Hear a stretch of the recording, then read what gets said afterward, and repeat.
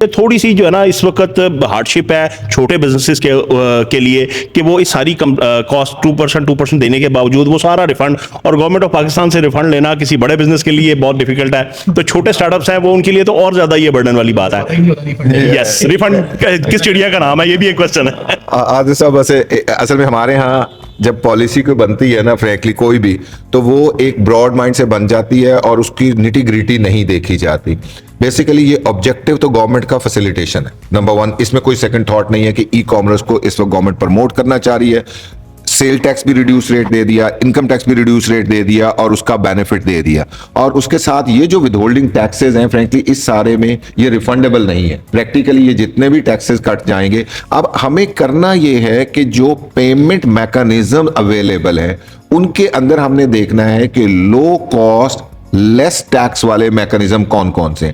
I am buying the product from abroad और मुझे bulk में कोई चीज लेनी है तो मुझे बैंक के पास जाना चाहिए, एलसी मॉडल पे जाना चाहिए, कॉन्ट्रैक्ट मॉडल पे जाना चाहिए, इंस्टेड ऑफ कि मैं क्रेडिट कार्ड से पेमेंट करूं।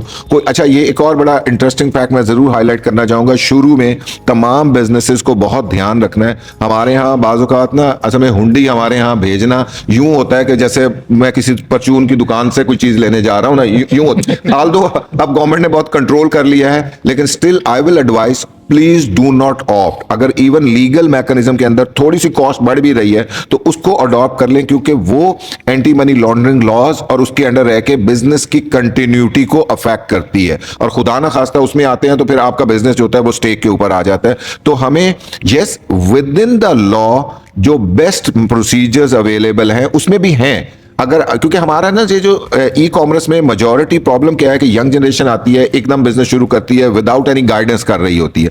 उनको पता ही नहीं होता कि कौन सी ऑप्शन अवेलेबल है। हाँ, उनको एक चैलेंज भी आता है, वो बैंक अकाउंट खोलने जाते हैं, बैंकर उसे बहुत लिफ्ट नहीं करवा रहा होता, वो सारी चीजें। वहां जाहिर है कुछ थोड़ा सा उन्हें एफर्ट करके बैंक अकाउंट्स खोलने चाहिए, नंबर 1। नंबर 2, जो पेमेंट्स हैं उनको जरा अगर किसी तरीके से इंस्टेड ऑफ के मैं बहुत स्मॉल पेमेंट में जाऊं, अगर थोड़े से लोग मिल के काम कर लें और कोई बिजनेस कर लें और बड़ी पेमेंट हो तो वो बैंकिंग के थ्रू राउट कर लें, तो आई थिंक वो सबके लिए आसान हो जाएगी और वो चीजें, और उसमें फिर टैक्स कॉस्ट और ये चीजें जो होंगी वो बेहतर होती जाएंगी। आतिफ साहब, सिंस आप जो है वो ग्रुप सीएफओ हैं स्टाइलो के और बहुत बड़ा एक बिजनेस का वो है जो चीज़ देख रहे हैं, तो एक आपसे रेलेवेंट एक सवाल है कि बहुत से बिजनेसेस ऐसे होते हैं, स्टार्टअप्स हैं, मीडियम स्केल बिजनेसेस हैं, जिनकी सेल्स तो बहुत ज़्यादा हो रही होती है लेकिन प्रॉफिट नहीं बन रहा होता। तो कौन से ऐसे चीज़ें हैं जिनकी तरफ उनका ध्यान नहीं जा रहा होता है, कौन से ऐसे चीज़ वो मतलब चैलेंजेस हैं जो वो फेस कर रहे होते हैं?